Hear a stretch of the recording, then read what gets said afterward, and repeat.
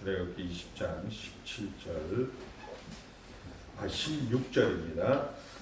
주보에 오타가 있습니다. 내 이웃에 대하여 거짓 증거하지 말라.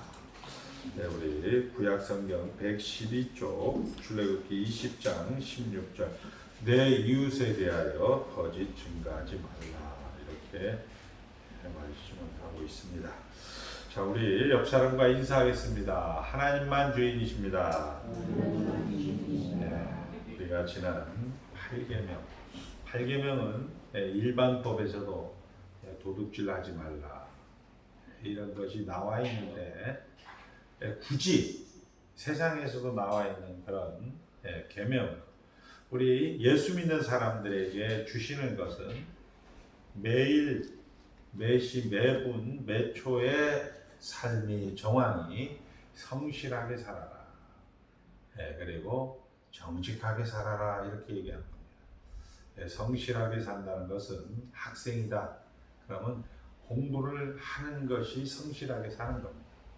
직장인이다, 열심히 직장에 다니는 것이 성실하게 사는 것입니다. 그것이 정직하게 사는 것입니다. 그런데 세상 가운데서 이 정직하게 살고 성실하게 사는데도 불구하고 세상 사람들이 성실하고 정직하지 않게 사는 사람들이 더 잘 되는 것을 볼 때마다 우리는 이제 만족하지 못하고 성실함에서 정직함에서 떠나서 나도 이제 하나님의 이 8계명을 어기게 된다, 그런 시험에 든다, 이렇게 우리는 시간에 확인을 했습니다.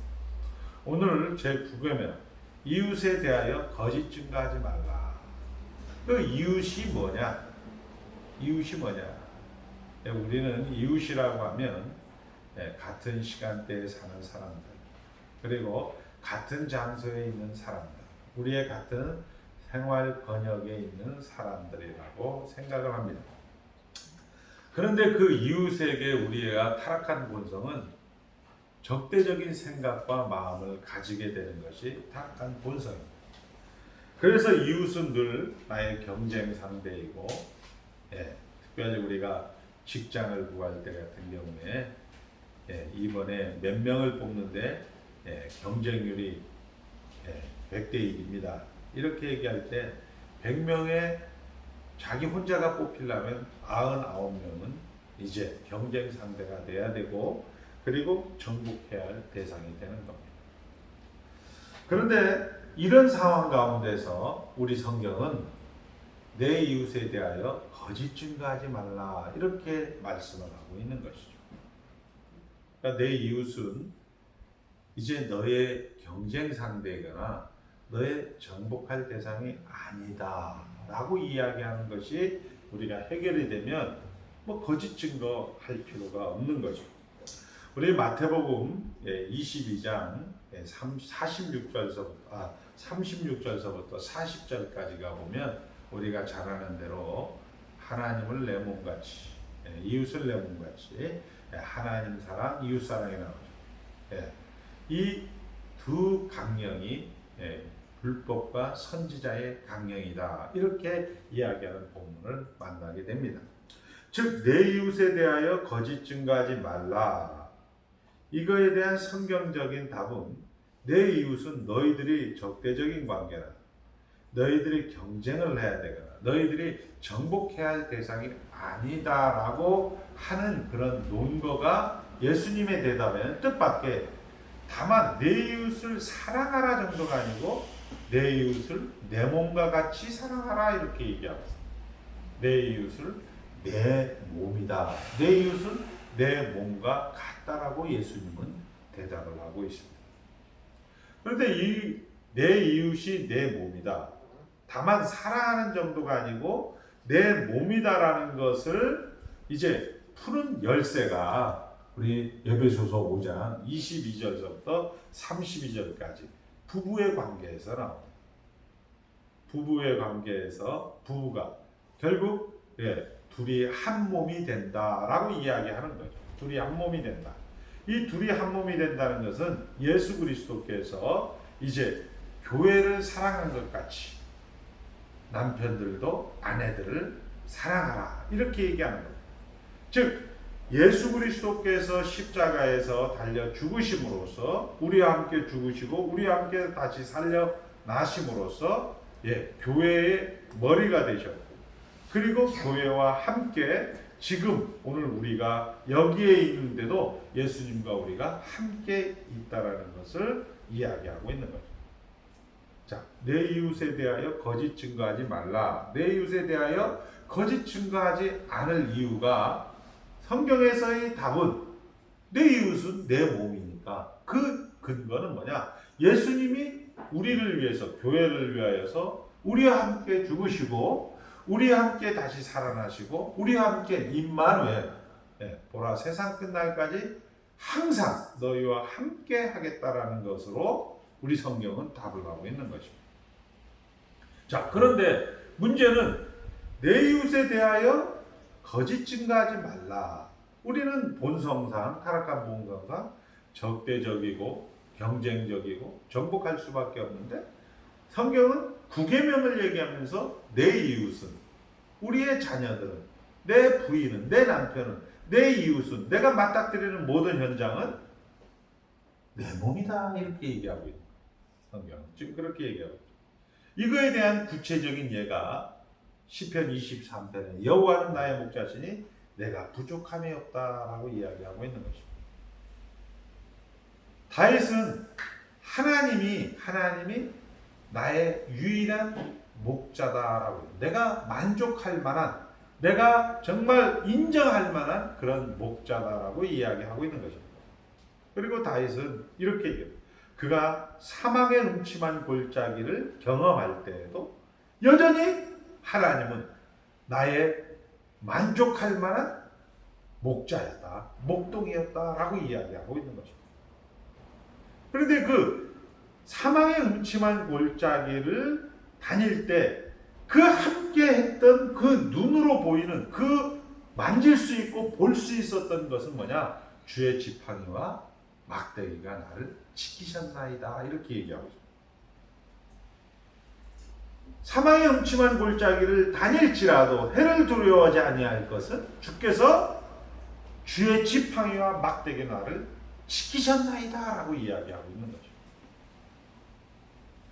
결국 이 다윗의 고백에서 이 사망의 음침한 골짜기, 인생 가운데서 힘들고 어렵고 괴롭고 절망 가운데 있을 때 하나님께서는 주의 지팡이와 막대기로 나와 함께 하셨다. 이게 눈으로 보는 주의 지팡이와 막대기를 이제 또 우리 성경 사무엘하 7장에 가보면 우리 나단 선지자가 이제 다윗의 가문을 축복을 하죠. 내 위가 영원하다. 너의 그 왕권은 이 사울왕처럼 단기적인 왕권이 아니고 너의 왕권은 영원하다. 그리고 솔로몬에 의해서 예수 그리스도에 의해서 이 하나님의 나라는 영원하다라고 이야기하다가 중간에 있어요. 내가 너의 자녀들 중에 혹여나 잘못된 길로 갈지라도 인생의 채찍과 사람의 매와 인생의 채찍과 지팡이로, 막대기로 너를 치겠다라고 이야기를 하고 있는 거죠. 그러니까 그가 잘못해서 그가 나쁜 일을 당할지라도, 나쁜 일을 할지라도 하나님께서는 지팡이와 막대기로 그를 고쳐서 그를 하나님과 함께하는 것으로 확인해서 이제 그의 위를, 다윗의 일을 영원히 견고하게 하겠다라고 이야기하는 거죠. 그러니까 시편 23편에 나와 있는 막대기와 이 사무엘하 7장에 나와 있는 막대기가 같은 말이라는 거예요. 우리가 인생 가운데서 어렵고 힘들 때마다 하나님께서는 우리와 함께 하겠다라고 하는데, 그 인생 가운데 힘들고 어려운 것을 눈으로 보게 한다는 것은 주의 지팡이와 막대기가 나와 함께 하겠다라고 이야기하는 거죠. 그 어려움과 힘듦이 하나님이 나와 함께 하고 있겠구나. 내 이웃이 함께 하고 있구나. 내 이웃이 내 몸이구나라는 것을 우리가 확인하게 되는 겁니다. 이렇게 성경은 이야기합니다. 우리 이렇게 시작했어요. 내 이웃에 대하여 거짓 증거하지 말라. 그러나 우리의 현실 가운데 우리 은선이가 살아가야 될 현장은 당장 중간고사, 기말고사에서 1등, 2등, 3등을 가려야 되는 경쟁 상대입니다. 은선이 혼자 학교 다니면 어떻게 되겠어요? 은선이는 무조건 1등이에요. 그리고 무조건 꼴등이죠. 그러나 학생들이 30명, 그리고 이렇게 4개 반이 있다고 하니까 한 120명, 130명 중에 그 성적이 쫙 매겨지는 거예요. 경쟁 상대이고 정복해야 할 대상입니다. 그래서 내가 1등을 해야 되고 나머지 사람들은 이제 그 밑에 서야 되는 거죠. 그런데 이 이웃에 대하여 거짓 증거하지 말라. 아니 목사 하나님 말입니까? 그게 뭡니까? 내가 남을 이겨야, 남을 정복해야, 남을 경쟁해서 내가 승리해야 내 먹을 것이 생기는 거 아닙니까? 이렇게 이야기하는데 성경은 뜻밖의 아니다. 내 이웃에 대하여 거짓 증거하지 마라. 내 이웃은 너의 필요를, 너의 먹을 것을, 너의 유익을, 너의 필요를 채워주는 존재가 아니다라고 이야기하면서 내 이웃을 뭐라고 이야기하고 있냐면 내 몸이다. 이렇게 이야기하고 있는 거예요. 너의 몸이다. 우리가 그것을 아까 이야기한 것처럼 에베소서 5장 22절에서부터 32절 부부관계에서 배우게 되는 것이고, 그 부부관계의 비유는 예수와 교회의 관계에서 우리는 배우게 되는 것인데, 이것의 예를 우리는 시편 23편과 사무엘하 7장 속에서 확인을 하게 되는 겁니다. 결국 우리 인생에 있어서 하나님이 어떤 경우에도 하나님께서 주도권을 가지시고 있다는 것입니다. 한번 따라합니다. 우리의 인생 경우에서 어떤 경우에도 하나님이 주인이십니다.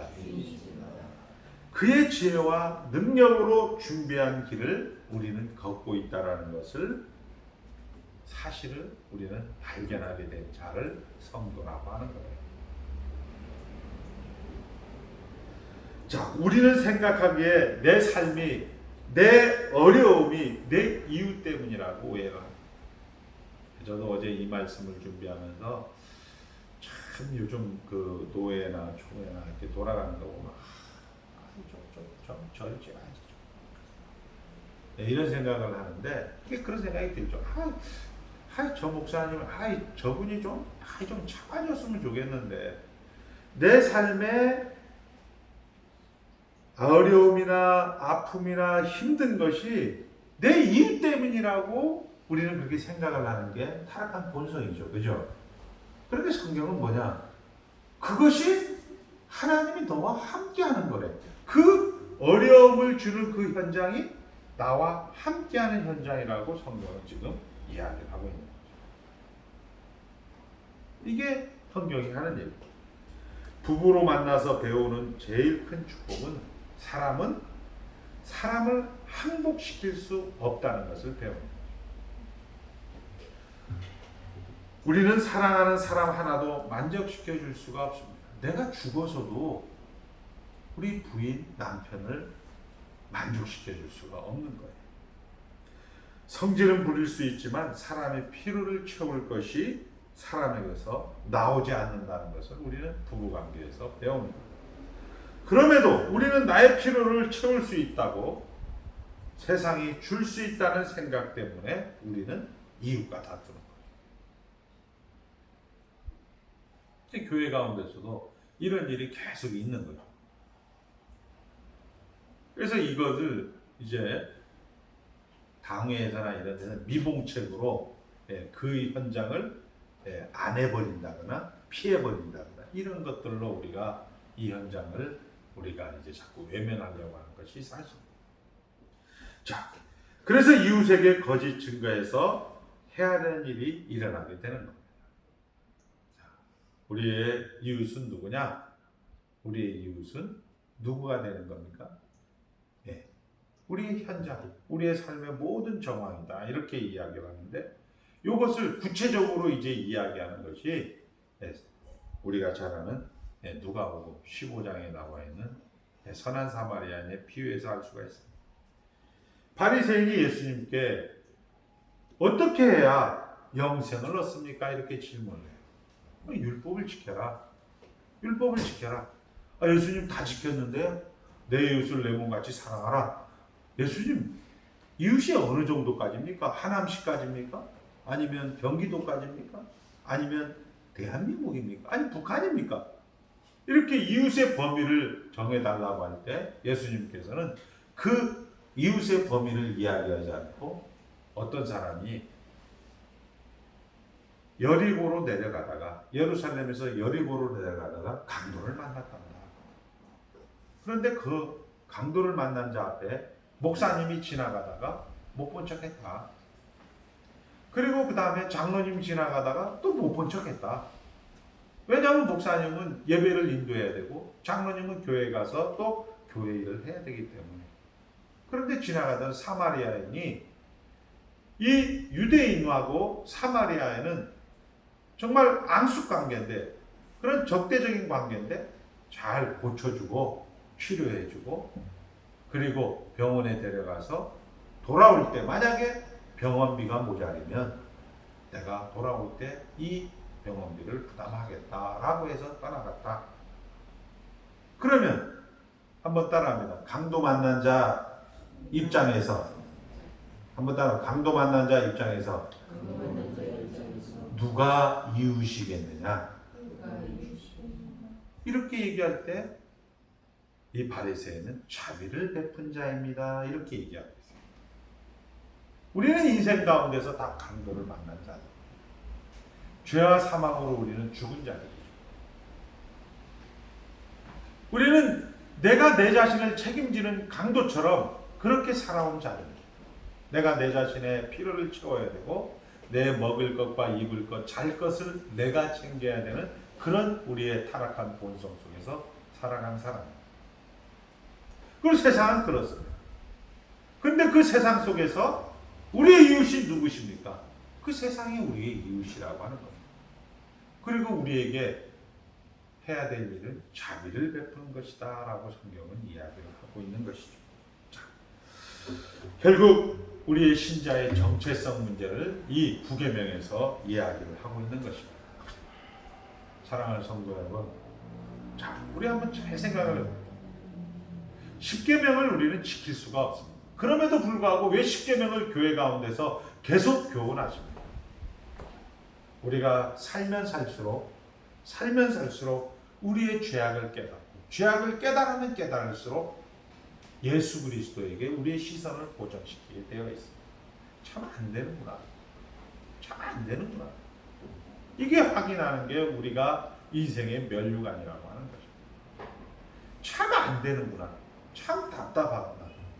그리고 그 마지막 날 하나님과 하나 되는 그 훈련과 그 연습을 하기 위해서 우리는 계속 하나님의 형상을 회복하기 위해서 하나님의 성품을 닮아가기 위해서 계속 우리는 십계명을 공부하고 있는 것입니다. 자, 내 이웃이 누구냐? 우리는 깨닫는 겁니다. 예수 그리스도밖에 안 되는 거구나를 깨닫고 여러분들이 하나님의 성품을 닮아가는 것으로 오늘 이 누가복음 15장 선한 사마리아인의 비유를 통하여서 우리에게 하나님의 성품 자비를 얘기하고 있는 거죠. 자비라는 게 뭐예요? 만족하라는 거예요. 여호와는 나의 목자시니 내가 부족함이 없다. 그가 나를 사망의 음침한 골짜기를 다닐지라도 주께서 나와 함께 하시니 주의 지팡이와 막대기가 나를 안위하시나이다. 이렇게 성경은 이야기하고 있는 것이죠. 자, 오늘 거짓 증거하지 말라. 우리는 타락한 본성 가운데 나의 필요를 채우기 위해서 내가 먹을 것과 입을 것과 내가 잘 살기 위해서 남의 것을 빼앗아. 우리 현장 구조는 다 그렇다는 거죠.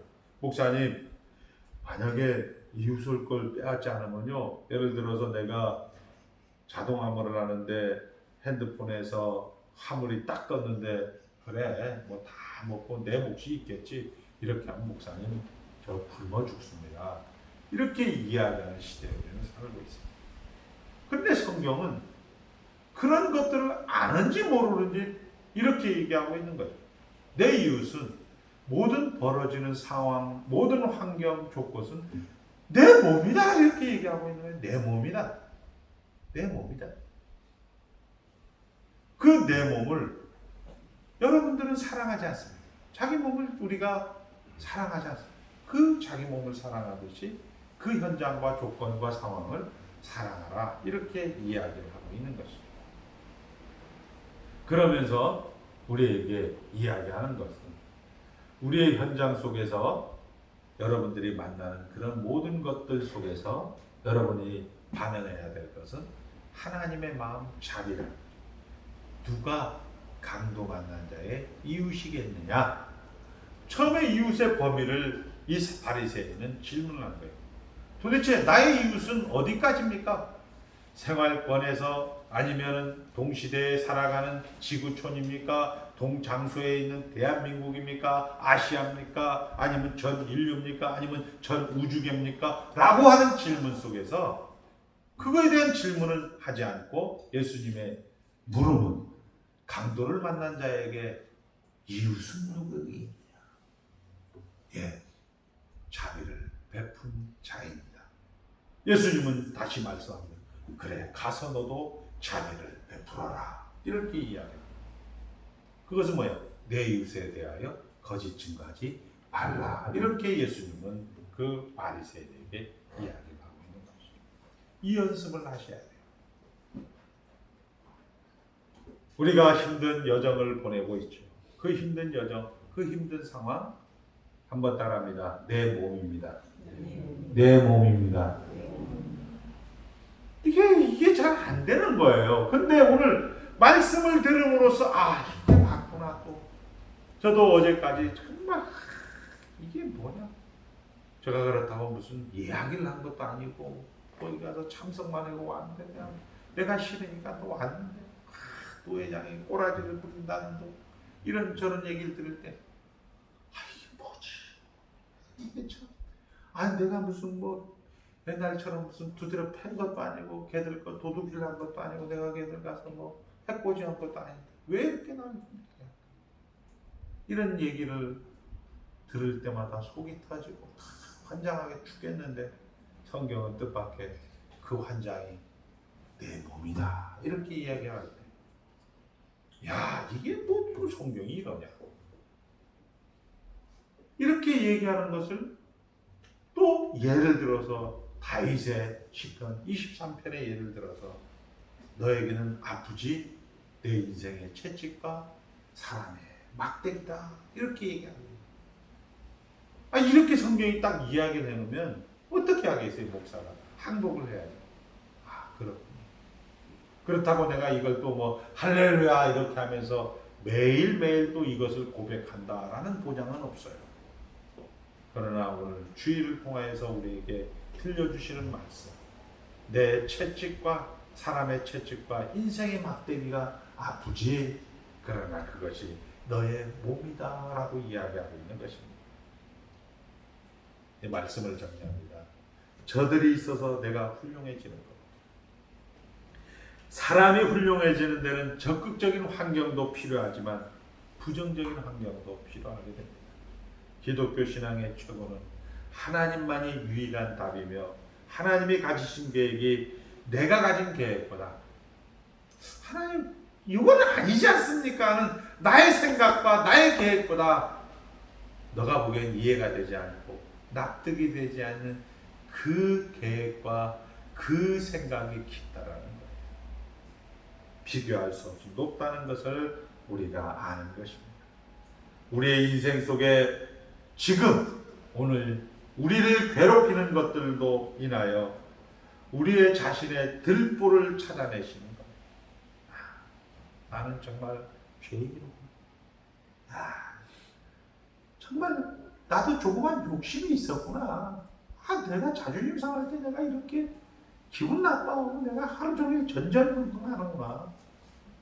오래 살면 오래 살수록 죄를 깨닫고 죄를 깨달으면 깨달을수록 예수 그리스도에게 시선이 고정되어야 된다. 이거 어떻게 이게 하이델베르그 우리 요리문답을 기록한 프레드릭 3세는 이걸 알았는지, 우르시누스는 어떻게 이걸 알았는지, 이거에 우리가 감격이 있고 기쁨이 있고 환희가 있는 겁니다. 자, 그리고 하나님 앞에 오신 것, 하나님의 도우심을 구하여 우리의 자신이 할 수 없는 것들을 우리는 확인하셔야 합니다. 우리 목사님들이 얘기하죠. 시간이 약입니다. 따라합니다. 시간이 약입니다. 예. 힘들고 어려운 여정을 보내시는 성도 여러분, 시간이 약입니다. 지나고 나면 영영 부를 나의 찬송 예수 인도하셨네. 그때 하나님이 그 인도하셨구나. 그 당시에는 내가 죽을 것 같았고, 그 당시에는 내가 정말 힘들고 억울해서 분해서 너무 힘들어서 내가 정말 뛰쳐나오고 싶었는데, 나중에 저 뒤에서 이렇게 돌아보니 그때 하나님이 나와 함께 하셨네. 그때는 하나님이 없어서 하나님이 마치 천당에 앉아서 이렇게 팔짱 끼고 나를 구경하는 것 같았는데, 내 혼자 눈두렁을 굴고 내 혼자 물을 구덩이를 굴릴 때 예수님 옆에서 구경만 하는 것 같았는데, 먼 날 이렇게 쳐다보니까 그때 나와 함께 하셨네. 영영 부를 나의 찬송 예수님도 하셨네. 이런 고백을 우리 주위에서 심심찮게 듣고 있는 거죠. 우리 교회 가운데서도, 그리고 우리 주위에서도 얼마든지 들을 수 있는 얘기입니다. 상대방을 죽여서 내 이익을 만들어내는 세상적인 방법,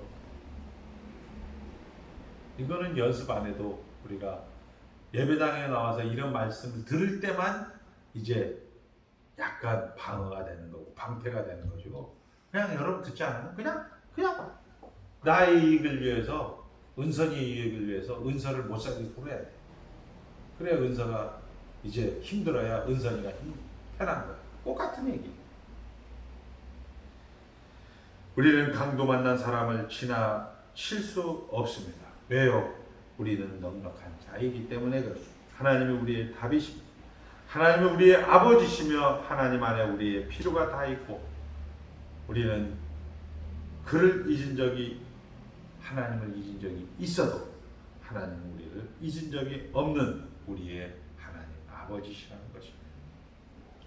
이것이 우리로 하여금 우리의 삶을 승리케 하는 것입니다. 세상이 아수라장 같은 죄가 난무하는 속에서 여러분은 하나님의 백성으로 사십시오. 아수라장이 내 몸입니다. 죄가 난무하는 것이 내 몸입니다. 시편 23편의 고백입니다. 이 승리와 이 영광이 성도들이 지금 당장 지금 현장에서 누릴 수 있는 성도가 가지는 특권입니다. 이 복을 놓치지 않는 신자된 인생이시기를 주의 이름으로 축원드립니다. 기도하겠습니다. 하나님 아버지 감사합니다.